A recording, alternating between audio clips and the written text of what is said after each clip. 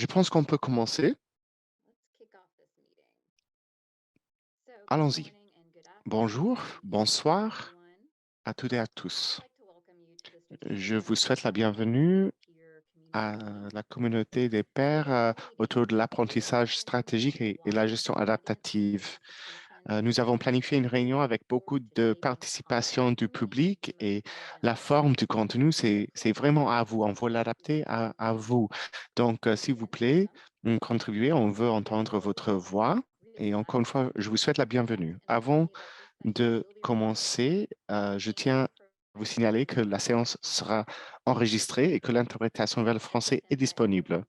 Je vous invite donc toutes et tous à sélectionner votre langue d'écoute préférée. Vous pouvez faire cela en cliquant sur l'icône d'un globe en bas de votre écran pour la fonctionnalité interprétation. Et puis, vous pouvez sélectionner soit l'anglais ou soit le français. Vous pouvez aussi choisir de mettre l'audio original en sourdine ou de continuer à le suivre à un volume réduit. Nous allons nous diviser en salles parallèles pour la discussion. Aujourd'hui, on aura trois salles anglophones et une salle francophone. Si vous voulez participer dans la salle francophone, s'il vous plaît, envoyez un message à Meredith ou vous pouvez le mettre tout directement dans la boîte à discussion pour signaler que vous aimeriez participer à la discussion dans la salle francophone. Comme cela, nous pouvons vous affecter à cette salle directement. Voilà, c'est tout pour la logistique de l'interprétation. J'aimerais aussi vous présenter l'équipe de modération de cette réunion. Tout d'abord, je m'appelle Jenny Haddle, spécialiste senior de l'apprentissage et de la gestion adaptative avec Save the Children. Et j'ai avec moi Eleanor Bedford de Acute Insight qui va être la modératrice de notre discussion avec les panélistes et aussi Nicole Helm, Eric Friest, Elisa Dickey et Meredith Brown qui font aussi partie de l'équipe d'Acute Insight. Certains de ces individus seront les modérateurs de vos discussions en salle parallèle. Ils sont là pour fournir un appui technique. Donc, si vous avez des problèmes techniques pendant la séance, vous pouvez toujours envoyer un message à Meredith. Puisque on ne connaît jamais tout le monde, j'aimerais commencer avec une présentation de ce que c'est Slam et Idéal. Si vous savez déjà, je vous demande votre patience, mais cette communauté des pairs est organisée par Idéal, le projet Idéal, une activité de mise en œuvre des activités d'apprentissage, un projet financé par le BHA, le Bureau pour l'assistance humanitaire.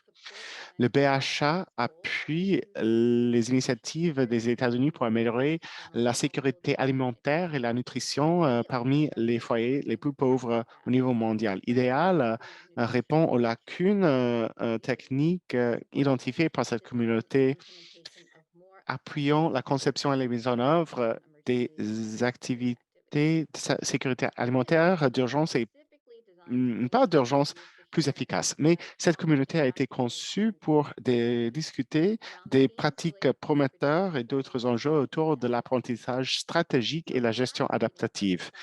Pendant notre dernière réunion, nous avons parlé des méthodes qualitatives pour renforcer l'inclusion des femmes et des jeunes. Et c'était une réunion pas très participative, donc nous voulions faire entendre la voix du public, vos voix, pendant cette réunion-ci.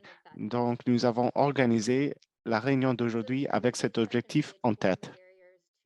Aujourd'hui, nous allons parler aux obstacles à la réflexion et à l'apprentissage dans des contextes humanitaires. J'espère que vous avez vu ces informations sur le site web de la séance. La séance sera interactive et elle est basée sur des soucis que vous avez évoqués vous-même. Nous allons commencer donc avec les salles parallèles. S'il vous plaît, ne quittez pas la réunion. Je sais que ce n'est pas habituel. C'est un espace sûr où vous pouvez vous exprimer. Donc, soyez prêts à partager vos expériences, s'il vous plaît. Nous allons passer 20 minutes dans ces salles parallèles en se faisant la connaissance et nous allons discuter de cette question. Quels sont les obstacles auxquels vous avez été confrontés en faisant l'apprentissage de la gestion adaptative dans un contexte humanitaire? Après les discussions en salle parallèle, nous allons revenir dans cette salle principale et le rapporteur de chaque groupe va résumer les thèmes abordés dans le groupe de discussion. Ces thématiques vont orienter la deuxième partie de la réunion, une conversation modérée avec deux intervenants, Grace Chebet et Brenda Barrett.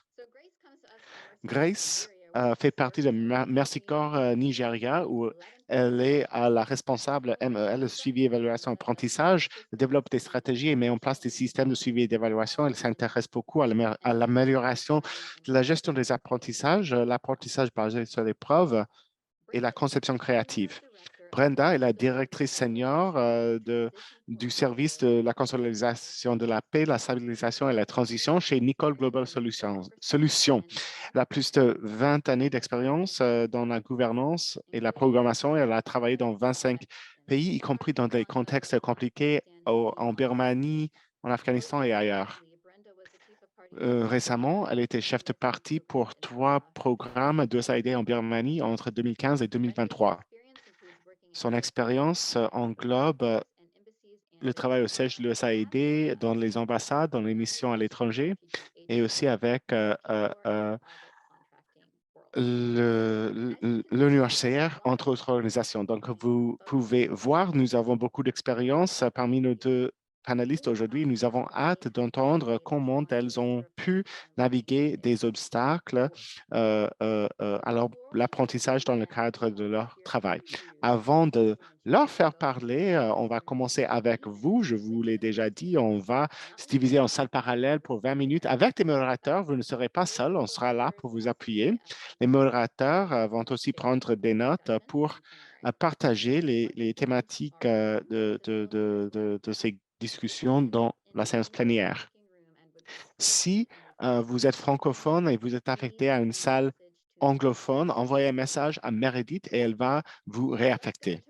Donc, on va se diviser en salles parallèles maintenant pour une discussion de 20 minutes sur ce sujet. Quels sont les obstacles à l'apprentissage auxquels vous avez été confrontés? Meredith, est-ce que vous pouvez lancer les salles parallèles, s'il vous plaît?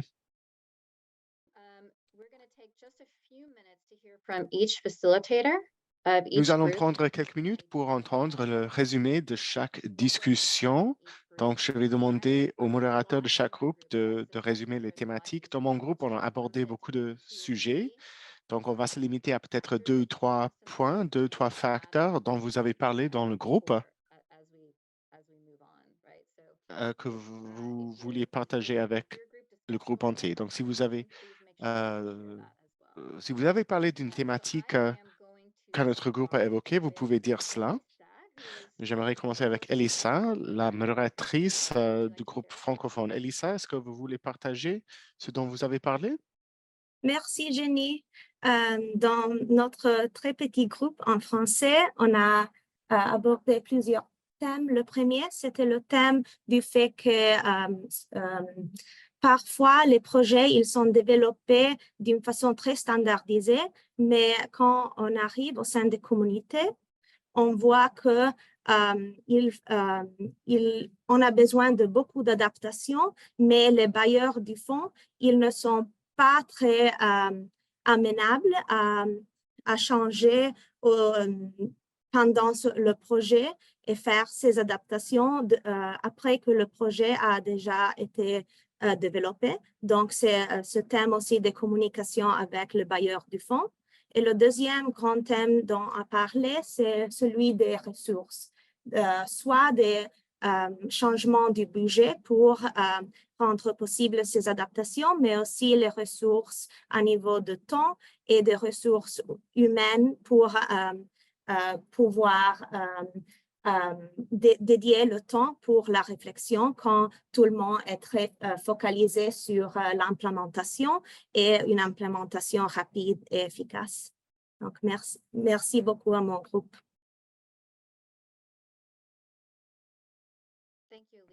Merci, Elissa, pour vos contributions. Nicole, est-ce que vous voulez partager quelques points de la discussion de votre groupe? Oui.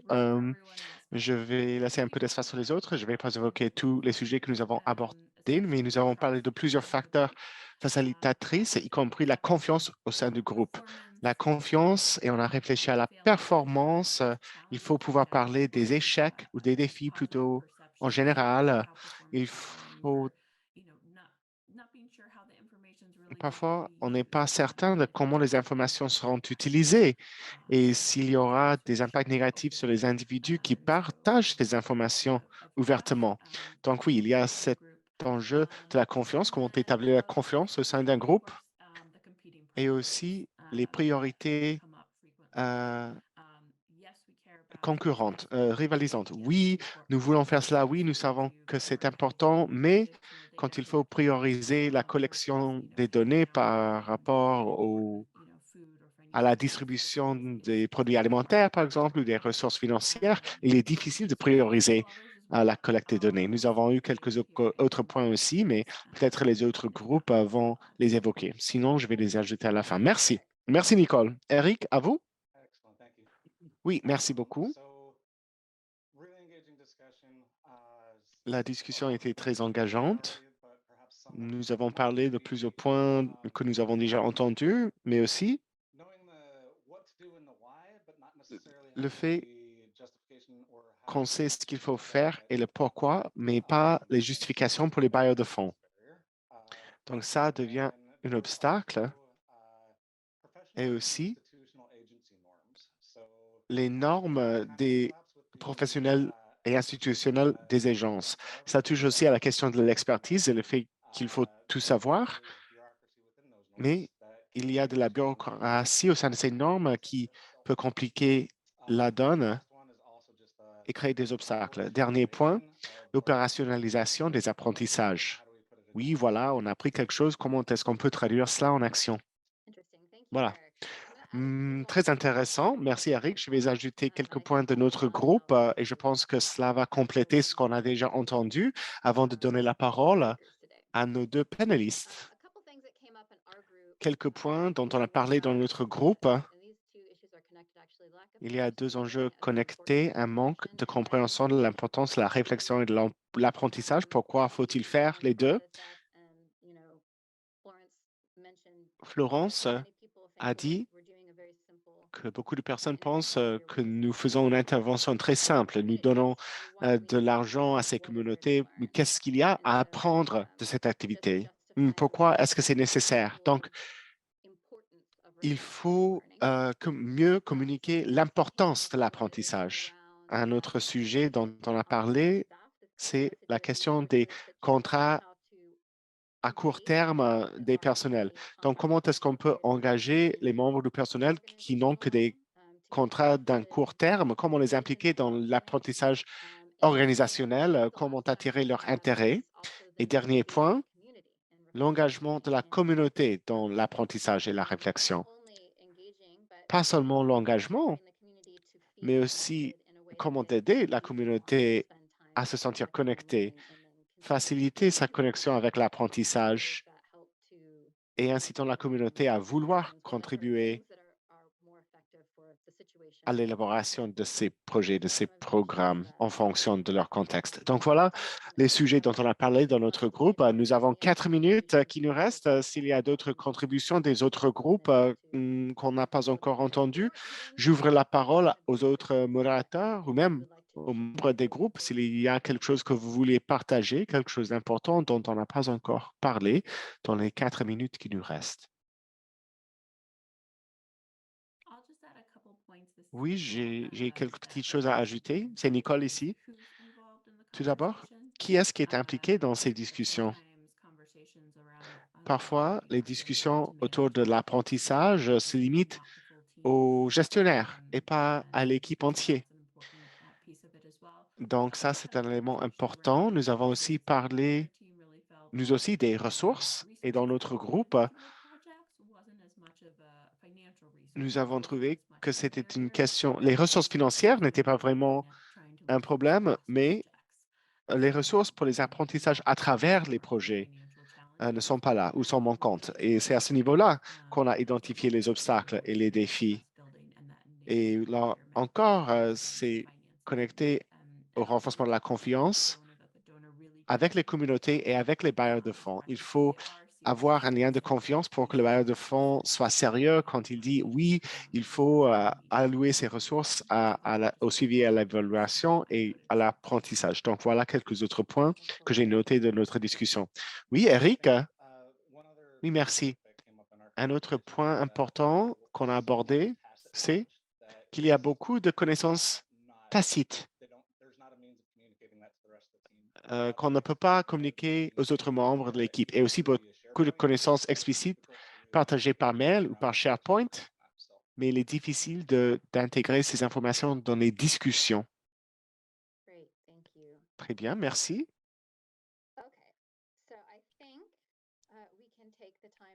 Voilà, je pense qu'on peut faire la transition maintenant vers la prochaine partie de notre séance. Nous aurons maintenant une discussion modérée avec Grace et Brenda. Je les ai déjà présentés. Eleanor sera la modératrice de la discussion, une discussion de 30 minutes. Et vous, si vous avez des questions, vous pouvez les mettre dans la boîte à discussion. Ou si vous avez une expérience personnelle ou professionnelle qui vient à l'esprit en écoutant la discussion, vous pouvez ajouter ces expériences aussi à la boîte à discussion. Après 30 minutes de discussion modérée, nous aurons 15 minutes pour répondre aux questions du public et aussi pour vous, si vous voulez partager une expérience personnelle, professionnelle. S'il y a quelque chose que vous avez fait pour résoudre des problèmes ou des obstacles évoqués dans la discussion modérée, nous voulons l'entendre. Donc, pensez à cela. Nous aurons 15 minutes à la fin de la réunion pour les contributions du public et les questions aussi. Un grand merci pour votre participation dans les discussions en salle parallèle.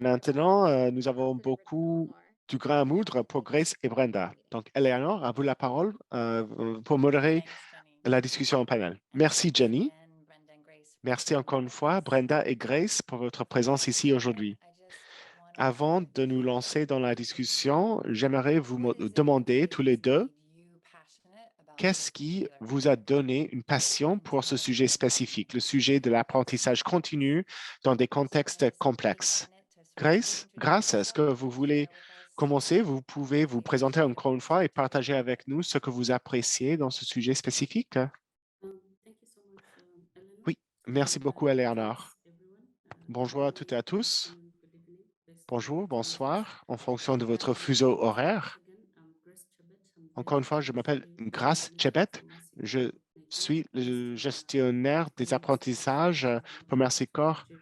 au Nigeria. Je We suis are implementing dans le nord du Nigeria humanitarian où programs nous working mettons en with œuvre des programmes displaced persons humanitaires et and nous travaillons persons avec les affected personnes by crisis déplacées et that d'autres has personnes been going on impactées since par les crises 2012. qui sont présentes dans la région For depuis 2012. discussions in the breakout rooms, one thing I can mention is that Une most chose, of the sessions were une extremely réaction useful après les discussions en salle and parallèle. Ces informative discussions étaient très experience intéressantes with et elles sont positive difficiles discussions. à résumer, And some of them I could say mais I have experienced moi, them. j'ai des As expériences for me, I personnelles would say learning is a avec continuous process and certains de it's ces something points. that still L'apprentissage, c'est un needs to be processus done on a day-to-day continu. basis.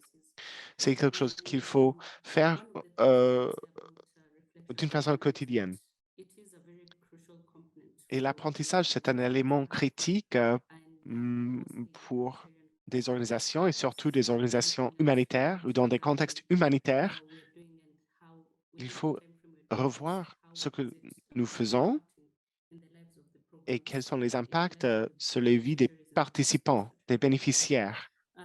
Learning is one of the ways that we can take time to Les pause, apprentissages reflect and see how peuvent nous best we can aider improve on our à program réfléchir à comment nous implementation pouvons améliorer to ensure notre impact efficiency and effectiveness pour garantir and l'efficacité how we can overcome et comment nous implementation pouvons barriers and how we can constantly surmonter improve les our barrières et les program obstacles as program pour managers améliorer les and managers résultats basis to du really programme et bien sûr objectives. avec l'objectif In final de tackling réaliser some of les the objectifs barriers, I will du shed programme. light on some of the barriers that you have mentioned. One of them including the time On factor. a parlé de l'obstacle Looking at d'un emergency manque situations de where temps. Dans les contextes de you maybe crise, have 6 months or parfois on n'a even que longer six time to mois respond, ou peut-être une it année pour takes répondre à une time crise, for a program mais team il to faut du be temps routed fully and say, we want pour to monter un pause programme. our interventions, take time to pause and Et les reflect. interventions Are we doing the right thing? Are prennent we du temps. doing Il faut du temps what pour is required réfléchir. of Est-ce us? que nous avons fait la bonne chose? Est-ce que nous After avons the 6 months or garanti une bonne mise en œuvre?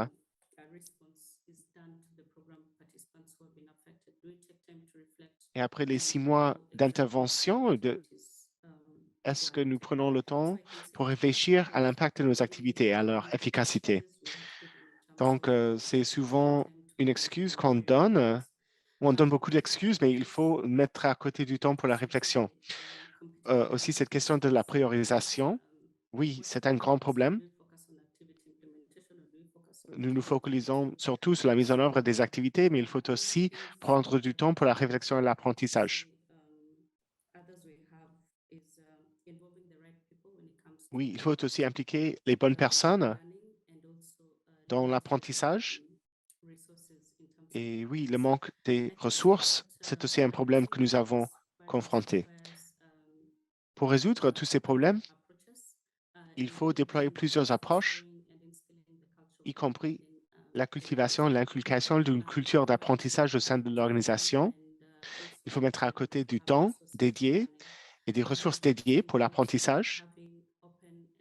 Et il faut organiser les conversations et la communication ouverte, les mécanismes de retour, de commentaires et un contact continu avec toutes les équipes qui sont impliquées ou devraient être impliquées dans ces activités. Je vais m'arrêter là pour le moment, mais j'ai hâte de suivre la conversation. So much. I'm looking forward to diving into each one of those things that you pulled out from listening Merci, to. Grace. J'ai hâte de nous plonger dans chacun de ces sujets. Brenda, je me tourne maintenant vers vous. Est-ce que vous pouvez partager avec nous vos expériences et pourquoi sont ces questions si critiques dans le cadre de votre travail? Merci, Eleanor. Tout d'abord, merci de m'avoir invité. Ce que moi, j'ai à contribuer, ce sont mes expériences des 20 dernières années sur le terrain. J'ai beaucoup travaillé comme chef de parti pour les programmes de USAID, mais aujourd'hui, je suis responsable pour plusieurs programmes. Mes responsabilités ont évolué, mais elles ont resté, ou ce qui a resté le même, c'est que j'essaie toujours de cultiver une culture d'apprentissage. Et souvent, moi, j'ai été l'obstacle le plus important à l'apprentissage plus tôt dans mon parcours. Donc, je comprends très bien le fait qu'on veut éviter, on veut éviter l'apprentissage ou on veut se focaliser sur la distribution des biens et des services ou sur d'autres aspects du programme. Donc, notre groupe, nous avons beaucoup parlé des obstacles, surtout le temps. Le temps est limité. Il y a aussi la question de la volonté. Il faut comprendre la valeur de la volonté. C'est un défi, ça reste un défi partout. Oui, il faut intégrer l'apprentissage dans notre façon de faire pour que cela fait partie du rythme normal de ce qu'on fait, du travail de l'équipe. Et peut-être vous voulez attendre, mais les obstacles seront toujours là, seront toujours l'urgence et la pression du temps. On n'a jamais assez de temps, ou on a au moins cette impression. Et c'est il y a aussi les limitations sur les ressources financières et les ressources humaines. Dans notre groupe, nous avons parlé du fait que voilà, les budgets ne sont pas toujours limités ou on peut intégrer un peu de marge de manœuvre dans le budget. Mais voilà, cela évolue en continu en fonction des catastrophes naturelles ou des évolutions politiques dans un pays qui rend le travail plus compliqué. Il y a aussi une résistance culturelle et organisationnelle. Il y a aussi, bien sûr, un manque de collaboration. Trop souvent, nous travaillons dans les silos et voilà, c'est le travail d'une personne ou d'une équipe de faire tout ce travail de l'apprentissage, mais ce n'est pas le cas. Et le fait que beaucoup de notre travail est axé sur le court terme, cela représente aussi un obstacle. On va faire seulement cette chose unique, une chose. Et puis après des années de faire seulement cette chose unique, nous n'avons rien appris. Et une chose, et c'est quelque chose qui me passionne, c'est la psychologie. C'est une bonne approche pour créer, renforcer une équipe forte. Et si vous intégrez toute l'équipe dans l'apprentissage, vous allez renforcer votre équipe et tout le monde va s'investir dès le début jusqu'à la fin dans vos initiatives. Je m'arrête là. J'ai beaucoup plus à dire, mais je m'arrête là. Oui, merci beaucoup. Oui, une approche axée sur une équipe entière, complète. Oui, c'est quelque chose de très important. Maintenant, j'aimerais attendre vos expériences avec des activités. Comment est-ce que vous avez créé du temps à part, de l'espace à part pour les réflexions et pour tirer les apprentissages de vos activités? Grâce, est-ce que vous voulez partager avec nous des activités spécifiques que vous avez mises en œuvre ou des innovations spécifiques que vous avez mises en œuvre pour créer du temps et de l'espace? Ça, c'est une thématique que tous les groupes ont partagée, ce manque de temps. Thank you so much. I think I would talk about Oui, merci one beaucoup. experience we J'aimerais vous had parler d'une expérience some time back, and this que was j'ai more eue of an emergency activity récemment avec une activité d'urgence a cyclone attack and après qu'un in one of the cyclone countries in Africa. a And frappé for some reason, en Afrique. for a good reason, we did end up getting Nous some avons emergency funds from reçu the un Swedish petit government. financement So it d'urgence was du very good. gouvernement de la Suède It pour was intervenir. more of a 6 months intervention Et c'était to une intervention de 6 mois register, pour identify the displaced aller persons, register these persons, identifier les personnes and also déplacées et les support enregistrer, and after les that appuyer later et aussi pour faire la collecte des données. post distribution monitoring data, and then after that C'était les données de so that suivi one of 6 après months distribution et was nous avions 6 mois pour faire tout cela. I can say within that Et je peux vous it dire was a bit hard for us que dans une période si courte, c'était difficile pour nous de prendre le temps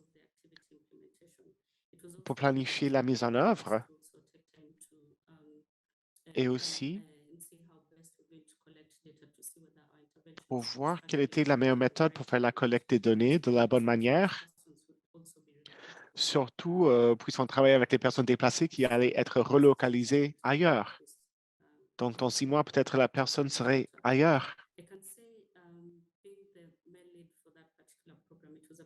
Dans le cadre de ce programme, c'était difficile pour moi de créer un temps structurel pour la réflexion à notre travail, à nos activités. Et nous voulions aussi collecter les retours, les commentaires des bénéficiaires pour voir si notre intervention était appropriée, était bonne. Il a fallu beaucoup de temps pour planifier, pour la planification du côté du suivi et de l'évaluation et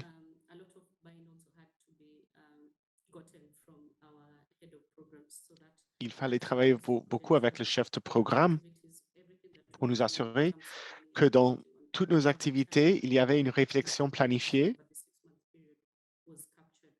pendant cette période de 6 mois qui était si courte. Donc, il fallait beaucoup de volonté du côté des responsables du programme pour mettre à côté du temps pour la réflexion. Après la fin du programme, il fallait organiser une période de réflexion dédiée. Et pendant que les équipes étaient sur le terrain, enregistrant les personnes déplacées, il n'y avait pas du temps pour avoir leurs commentaires. Donc, il fallait planifier pour la fin du programme pour recueillir ces commentaires. Après le processus de l'enregistrement ou après son début, nous avons pris du temps pour identifier les participants. Nous avons développé un questionnaire sur leurs avis sur notre stratégie de mise en œuvre et qu'est-ce qu'on aurait pu améliorer. Il fallait aussi du temps pour identifier les parties prenantes qui nous ont appuyés sur le terrain dans la mise en œuvre de cette activité et pour recueillir leur retour à eux. Nous avons aussi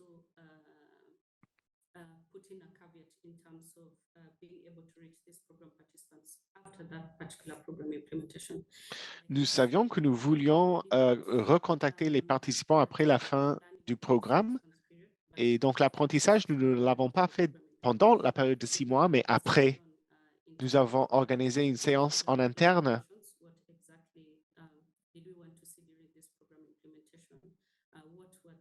Nous avons parlé des résultats prévus qui ne se sont pas réalisés, de ce que nous pouvons améliorer, juste au cas où il y a une crise semblable où il faut intervenir et c'était l'équipe. Nous avons recueilli les réflexions de l'équipe et aussi les données que nous avons recueillies des bénéficiaires et des parties prenantes pour nous aider à améliorer nos interventions. Et cette séance de réflexion a été très participative. Nous avons recueilli les données de beaucoup de sources différentes, des équipes de réponse en cas d'urgence elles-mêmes, des participants et des responsables du programme. Donc, c'était une séance de réflexion, pas seulement pour nous dans le service de suivi et d'évaluation, mais aussi pour les équipes programmatiques, pour les aider à réfléchir à leurs réponses. Est-ce que c'était les meilleures réponses possibles? Et qu'est-ce qu'ils ont dû adapter une fois arrivés sur le terrain par rapport aux activités prévues?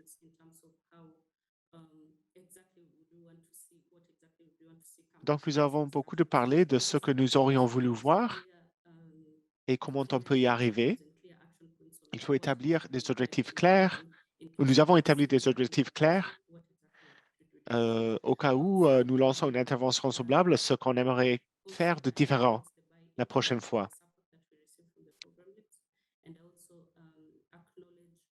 Il faut aussi avoir les contributions des responsables de programme et déployer des efforts de planification pour capter toutes ces informations dans une période de 6 mois et il faut impliquer les participants et les parties prenantes pour recueillir toutes ces informations, même si c'est après la période d'intervention.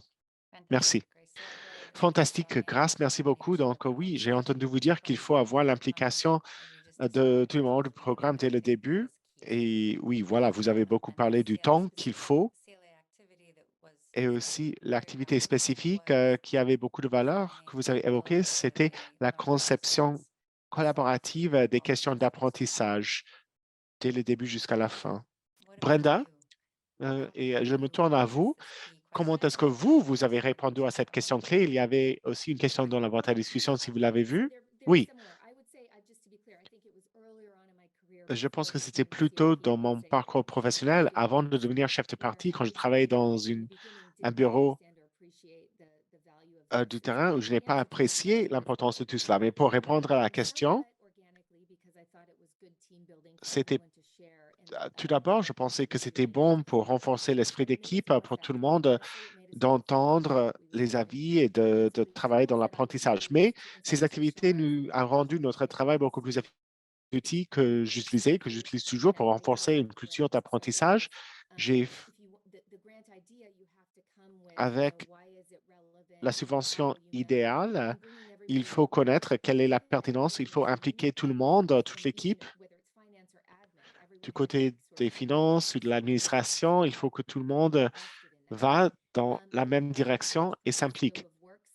Je le mettais dans les responsabilités de chaque personne, un élément de l'apprentissage auquel cette personne devait contribuer pour que tout le travail de l'apprentissage n'était pas la responsabilité d'une seule personne.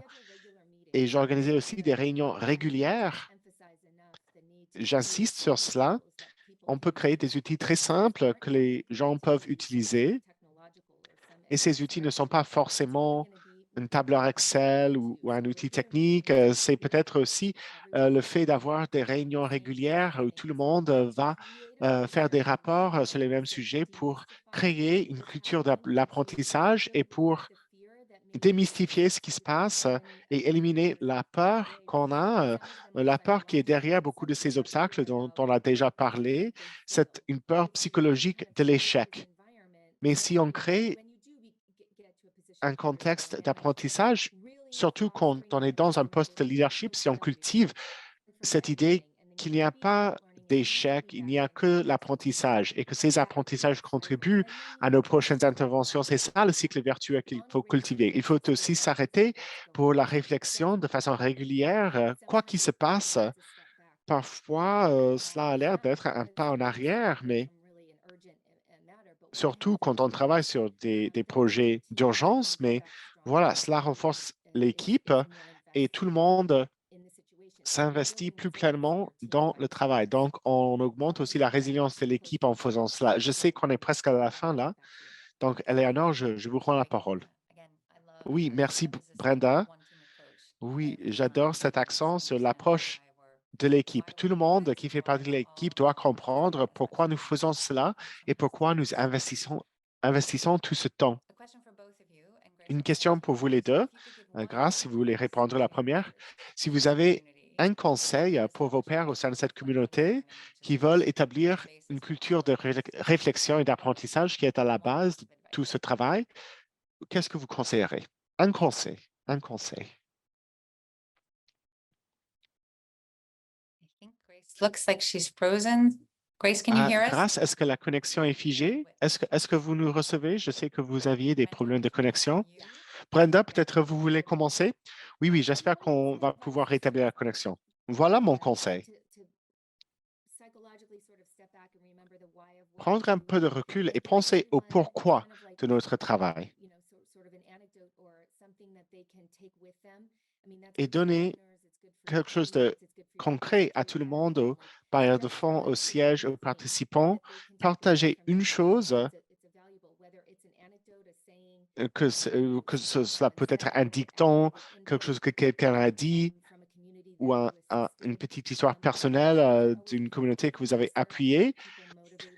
Ces genres de choses sont très efficaces et peuvent servir de motivation pour continuer le travail pour tous nos partenaires. Je vois que Grace est là. Grace, je suis contente de voir que vous avez rétabli la connexion. Qu'est-ce que c'est un conseil que vous avez pour vos pairs dans cette communauté? Pardon pour la perte de connexion. Oui. Un conseil autour de l'apprentissage, c'est que l'apprentissage, c'est un processus continu. Il n'y a pas de fin, il n'y a pas de but final. Voilà la raison pour laquelle on parle de l'amélioration continue. Il faut intégrer l'apprentissage dans tous les aspects de toutes les activités autant que possible.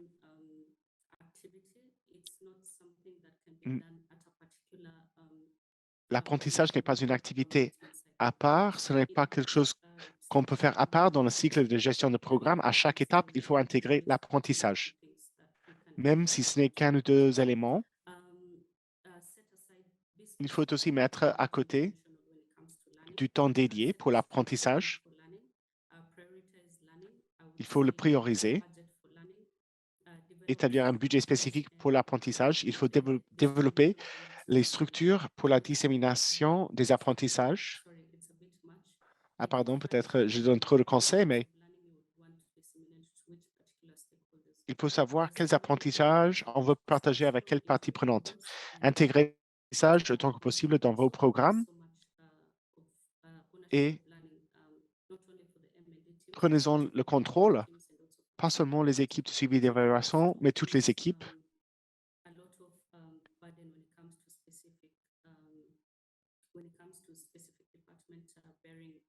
Et quand on peut toujours s'améliorer, on peut toujours utiliser les données pour améliorer nos activités. Voilà, merci beaucoup. Merci, Grace. Je vais mettre une question clé dans la boîte à discussion, une question auquel qui que ce soit peut répondre, qui veuille. Et j'ouvre maintenant la discussion pour les questions du public. Je sais qu'il y a beaucoup d'exemples d'une amélioration que vous avez pu appliquer et nous pouvons tous en prendre l'inspiration de ces exemples concrets.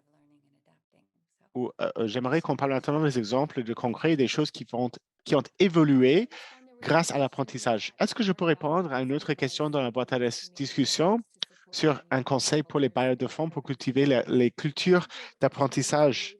C'est une très bonne question qui touche à ce que Grace vient de dire sur comment établir un lien entre le financement et l'approche. Oui, c'est bon d'avoir une culture d'apprentissage, mais si on ne peut pas traduire ces apprentissages en changement en temps réel, il n'y a pas de logique. Donc, il faut créer une culture où il y a non seulement l'apprentissage, mais aussi l'action. Donc, si les bailleurs de fonds sont sérieux, il faut le financement. Il faut trouver du financement. Donc, si le bailleur de fonds le veut, il faut aussi le mettre dans l'appel à proposition. Et on peut aussi intégrer cela dans les livrables qui sont présents dans l'accord entre le bailleur de fonds et l'organisme financier. Cela peut être très simple. Il faut communiquer très régulièrement, informellement, en dehors des réunions formelles. C'est très important parce que ça renforce l'appropriation en temps réel en même temps que les choses évoluent. Et voilà, nous essayons d'intégrer cela dans le travail quotidien pour que tout le monde contribue à ce cycle d'information et contribue à l'amélioration des programmes. Donc oui, le financement et aussi créer de l'espace pour la discussion en temps réel, même après l'octroi d'une subvention.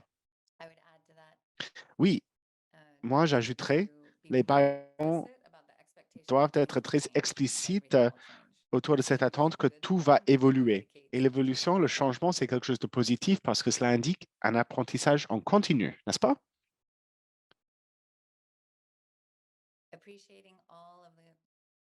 J'apprécie tous les commentaires que nous recevons dans la boîte à discussion.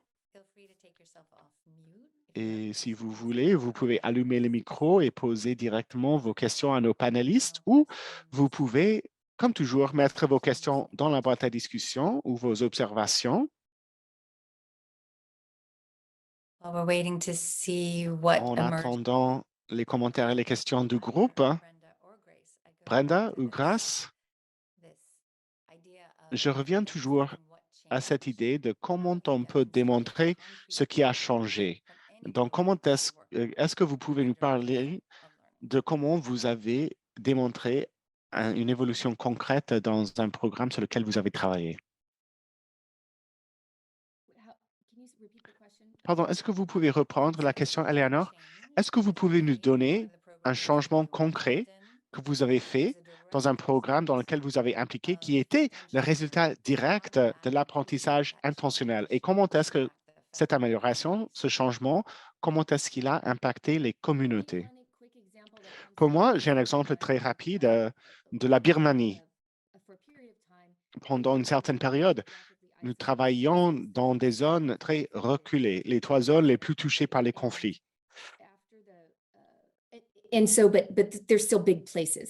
Mais ce sont des régions très grandes. Les ressources étaient limitées, les ressources financières et humaines étaient limitées. Donc, comment cibler les communautés les plus logiques? Et ce n'était pas un programme basé sur les besoins. Donc, il fallait mettre en place des systèmes dont j'ai déjà parlé avec les outils simples qui impliquent tout le monde, où tout le monde contribue à l'analyse et au suivi. Parce que vous pouvez avoir une idée en tête, voilà, on va aller par là pour ces raisons, mais une fois qu'on est là sur le terrain, on se rend compte, ah non, ce n'est pas logique, ce n'est pas le lieu le plus efficace pour avoir l'impact le plus important. Donc, parfois, oui, il faut toujours faire le suivi et compléter ce qu'on a commencé, mais après, il faut changer.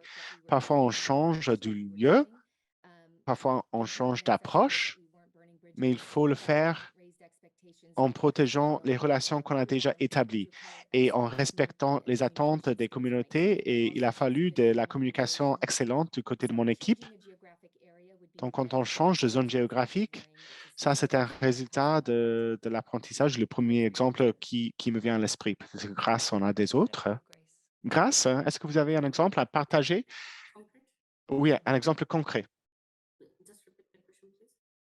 Vous pouvez reprendre la question. Quel est un exemple concret de quelque chose qui a changé pour le mieux à partir des apprentissages continus et la réflexion que vous faisiez avec votre équipe? Un changement programmatique qui était le résultat de votre apprentissage ou de votre réflexion. Oui, ici, dans notre contexte humanitaire,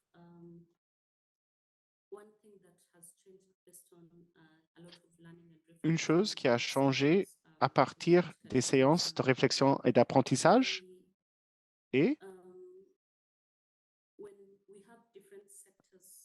quand nous avons plusieurs secteurs qui mettent en œuvre des interventions tout à fait différentes.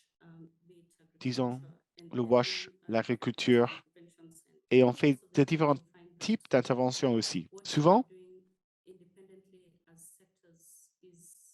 ce qu'on fait au sein de chaque secteur, on pourrait tirer des leçons des autres secteurs, où il y a aussi des scénarios où il y a un secteur qui travaille avec des bénéficiaires à 100% différents des autres secteurs. Et dans ces cas-là,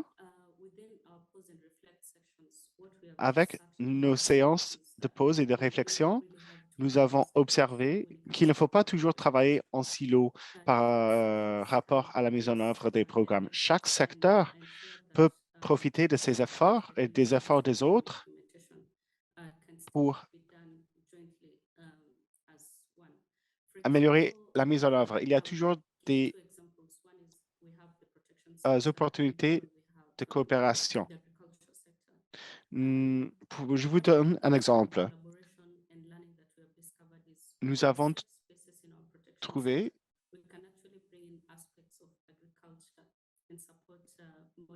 que certains aspects d'agriculture peuvent aussi contribuer aux activités qui visent les femmes et les filles. Il y a des femmes et des filles qui restent dans un espace transitionnel en attendant la relocalisation et elles peuvent apprendre des activités agricoles pendant ce temps-là pour se distraire et pour apprendre quelque chose de nouveau. Donc, ce n'est pas à chaque secteur de travailler en toute indépendance. Nous pouvons collaborer. Nous travaillons tous dans le cadre de la même théorie du changement avec les mêmes objectifs organisationnels. Donc, mais il n'est pas nécessaire de travailler en silo. Nous pouvons collaborer pour réaliser les mêmes résultats. Et parfois, il est difficile de faciliter la coopération entre les différents secteurs, mais avec beaucoup de négociations, de collaboration et des séances de réflexion, on peut trouver des moyens pour faciliter la collaboration. Merci, Grace. Oui, éliminer les silos pour éliminer les obstacles à l'apprentissage. Parfait. Alice, je vois que vous avez la main levée. Vous avez la parole. Oui, merci beaucoup. Merci, Grace. J'aimerais rebondir sur ce que vous avez fait. Moi, je travaille avec une RIFSA au Kenya. Nous sommes dans l'année 5 d'un programme de 8 ans. Nous avons assez de ressources pour l'apprentissage. Nous avons une équipe CLA dédiée. Ils sont formidables. Et nous essayons de mettre en place une culture d'apprentissage. Nous suivons ce que Brenda dit pendant 5 ans. C'est difficile, mais il faut continuer de lutter, continuer d'exiger le temps et l'espace. Mais oui, la peur de l'échec. J'ai travaillé en Afrique du Sud et en Somalie. Ce n'est pas le cas là-bas, mais au Kenya, c'est une culture très hiérarchique. Et les gens sont souvent choqués. S'il y a certaines personnes dans la salle, si c'est un gestionnaire senior, par exemple, 90% des personnes ne vont pas partager d'une façon honnête pour respecter cette personne. Ça fait partie de la culture.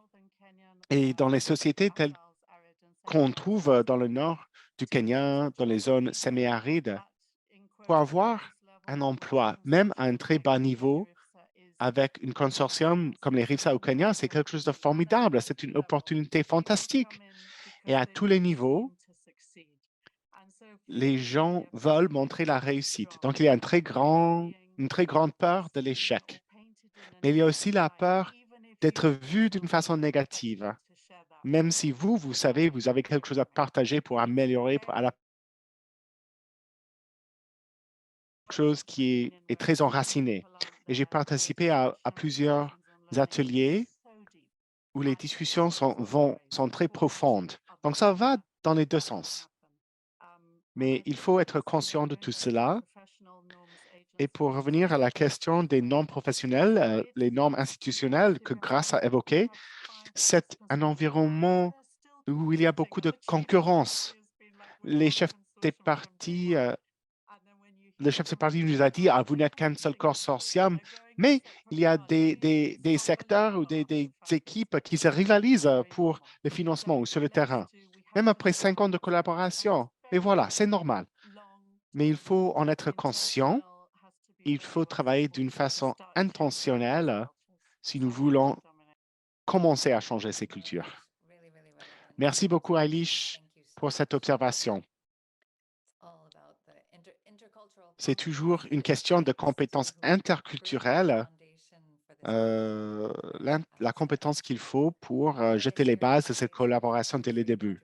Lloyd, je vois que vous avez la main levée. Le micro n'est pas allumé, Lloyd. Mute, Lloyd? How's that work? I'm so sorry. Voilà. Pardon, toutes mes excuses. Je disais que j'aimerais traduire ce qu'on vient d'entendre en action. Oui, la peur de l'échec est réelle. J'en parle beaucoup dans les évaluations, dans beaucoup de contextes. Nous parlons aussi du risque réputationnel. Les gens sont très conscients des effets, des impacts sur la réputation. Et peut-être on peut penser à son langage ou au langage qu'on utilise au sein de notre communauté. L'évaluation, ce n'est pas la responsabilisation, n'est-ce pas? Même si une des équipes qui fait partie de toutes ces activités, c'est le suivi et l'évaluation, l'évaluation ne veut pas forcément dire la responsabilisation. C'est un mécanisme d'apprentissage. L'objectif n'est pas de dire est-ce qu'on a fait du bon ou du mal. Non, la question est comment est-ce qu'on peut améliorer son travail. Et voilà, ça va aller du bas vers le haut, cette évolution de la culture qu'Eilish a évoquée. On n'aura jamais une politique du haut vers le bas qui va mettre en place une telle culture. Non, tout commence avec les gens comme nous dans cette salle et comment nous gérons nos équipes à nous. Voilà. Merci de m'avoir donné la parole. Non, merci à vous, Lloyd. Une question semblable dans la boîte à discussion. Pendant les séances de pause et de réflexion ou d'autres réunions axées sur l'apprentissage, quelle est l'approche optimale pour minimiser les influences tout en sachant que ce n'est pas tout le monde qui a le pouvoir décisionnel autour de ces actions? Encore une fois, c'est une question de hiérarchie, du pouvoir. Donc, quelles sont les approches que vous les deux, vous avez déployées dans ces environnements, ces contextes d'apprentissage modéré ou facilité? Oui, j'ai souvent travaillé dans des contextes d'hiérarchie ou des dynamiques d'ethnie ou de genre. Donc, il faut essayer de prendre tout cela en compte pour mettre tout le monde sur un pied d'égalité. Les outils, les systèmes que nous utilisons doivent être égaux pour tout le monde. Et parfois, on me dit,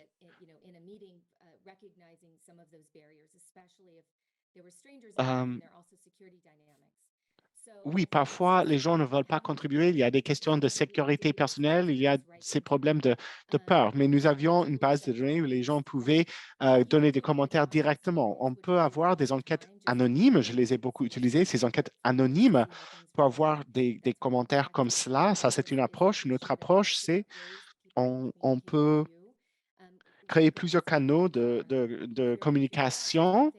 Si vous êtes le patron, ça c'est une chose, mais même si vous n'êtes qu'un gestionnaire, parfois c'est plus facile de parler avec son gestionnaire direct. Dans des contextes difficiles où les informations n'étaient pas toujours positives, j'essayais de répondre aux questions moi-même pour protéger la cohésion de ces équipes. Et donc, je répondais aux questions moi-même. Ce n'est pas toujours possible pour beaucoup de raisons variables, mais si on veut institutionnaliser la réflexion et l'apprentissage et on crée les outils nécessaires, en même temps que ces informations voient le jour, elles peuvent s'exprimer directement. Merci, Brenda. Grâce, qu'est-ce que vous avez à contribuer? Oui, dans les années récentes, nous avons essayé de mettre en place une culture d'apprentissage, mais ma façon de concevoir de cela a évolué. Au début, je me disais, ah voilà, il faut faire cela, il faut collecter ces données, il faut analyser ces données, les présenter, là, là, là. Mais au fil du temps, tout cela a évolué pour moi. Je sais aujourd'hui qu'il faut prendre du temps pour réfléchir aux améliorations des objectifs et il faut aussi étudier les documents stratégiques. Quels sont les engagements des bailleurs de fonds? Quels sont les objectifs dans ce domaine? Aider à inviter l'implication des chefs d'équipe. Et quand on se base sur les objectifs organisationnels, il est plus facile de convaincre les autres de la pertinence de son travail. Et bien sûr, on a les évaluations générales pour le programme, mais c'est toujours positif quand on peut établir les connexions avec des objectifs. Une approche que j'ai essayé de déployer, c'est de parler souvent avec les chefs d'équipe, les chefs des secteurs. Et j'essaie d'être à l'écoute de leurs intérêts à eux et de me focaliser sur comment l'apprentissage bénéficierait à un secteur donné, à un programme donné, et comment on peut intégrer l'apprentissage dans les activités en cours. Comme cela, il devient plus facile de faire le plaidoyer pour l'apprentissage parce qu'on a compris l'avantage de notre présence et de notre travail et l'impact sur les processus.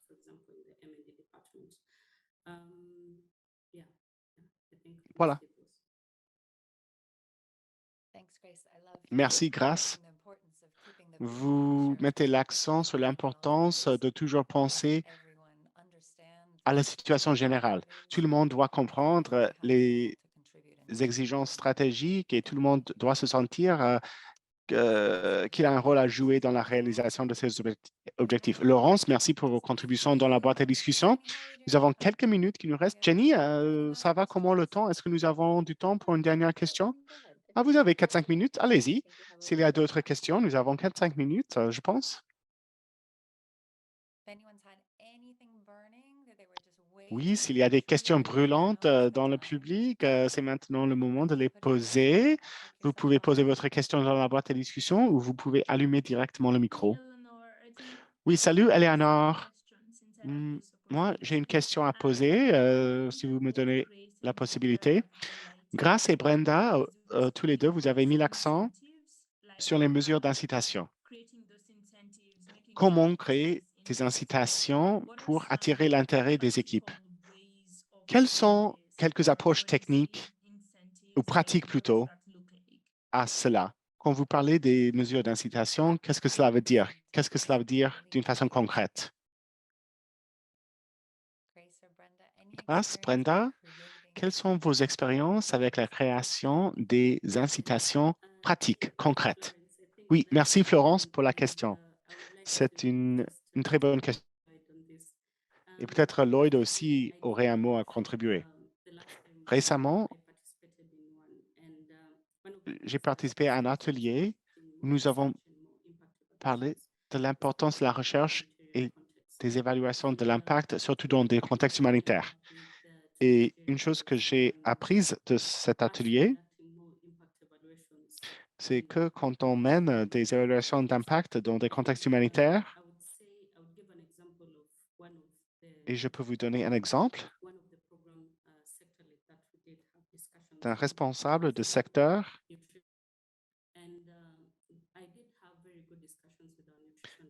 J'ai eu de très bonnes discussions avec ce responsable de la nutrition sur la conduite des activités autour de la nutrition, comment nous collectons les données sur les scores de consommation alimentaire.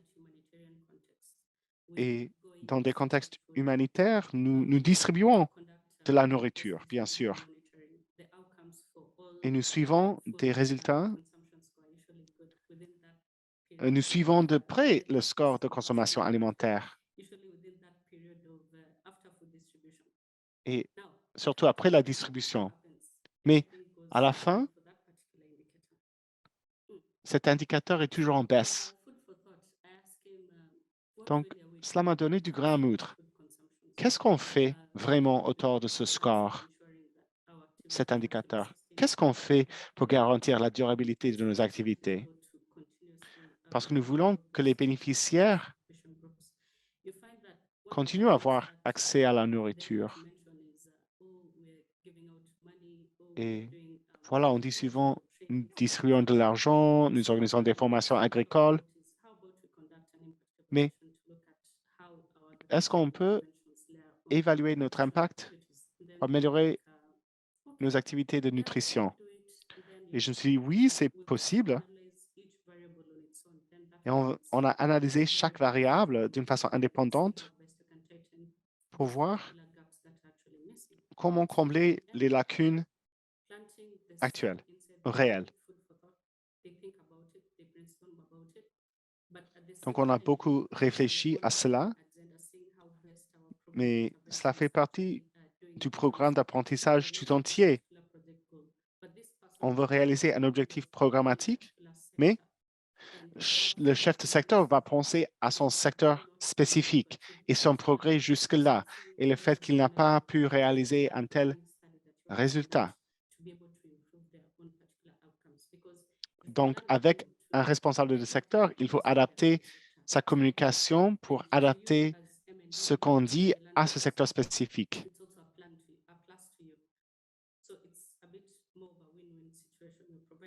Donc, c'est une situation gagnante-gagnante quand nous valorisons les chefs de secteur et ces chefs de secteur contribuent à nos initiatives d'apprentissage. Merci. Fantastique. Merci, Grace. Brenda, je vois que nous avons une main levée, donc au lieu de me tourner vers vous, Cynthia, vous avez la parole. Nous avons 1 minute. Vous avez 1 minute. Cynthia, vous avez la parole. Oui, merci. Je voulais rebondir sur ce que Lloyd a dit sur l'évaluation et le fait qu'on veut parler plutôt de l'apprentissage et pas de l'évaluation. Nous venons de finir un projet humanitaire de 3 ans qui a visé la sécurité alimentaire, entre autres.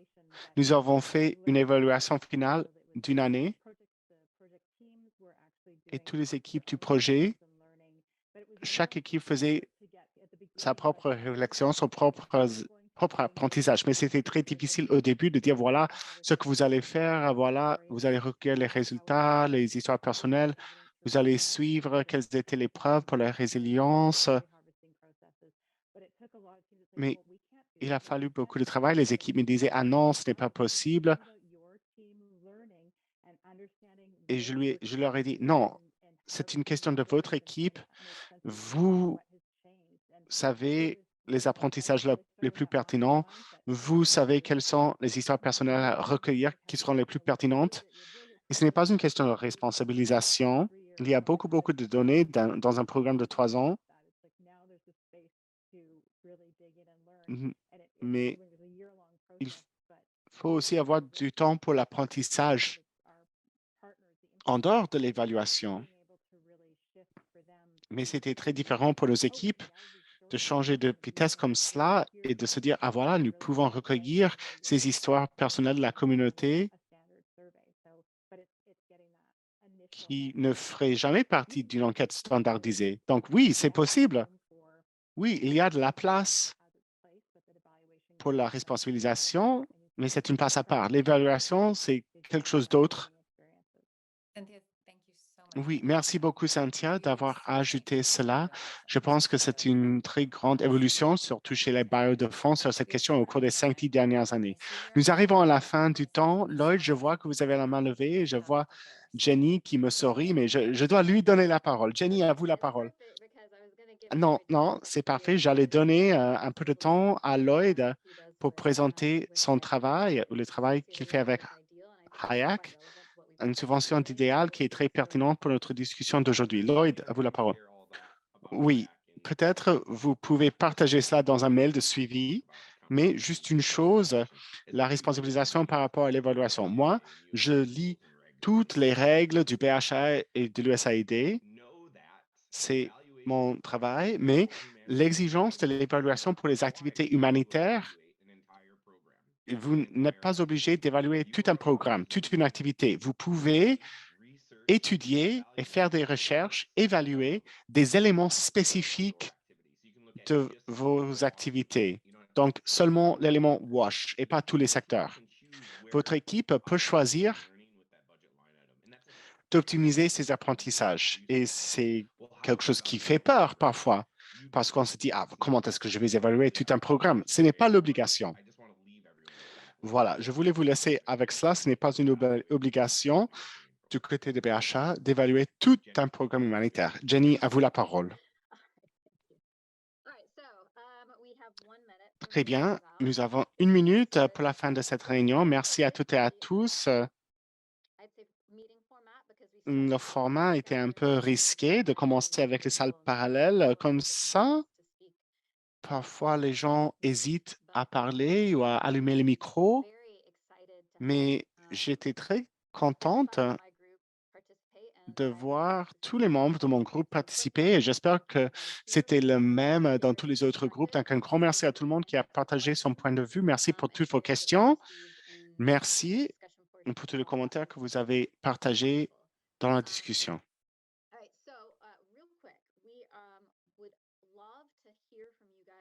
Nous voulons entendre de votre part,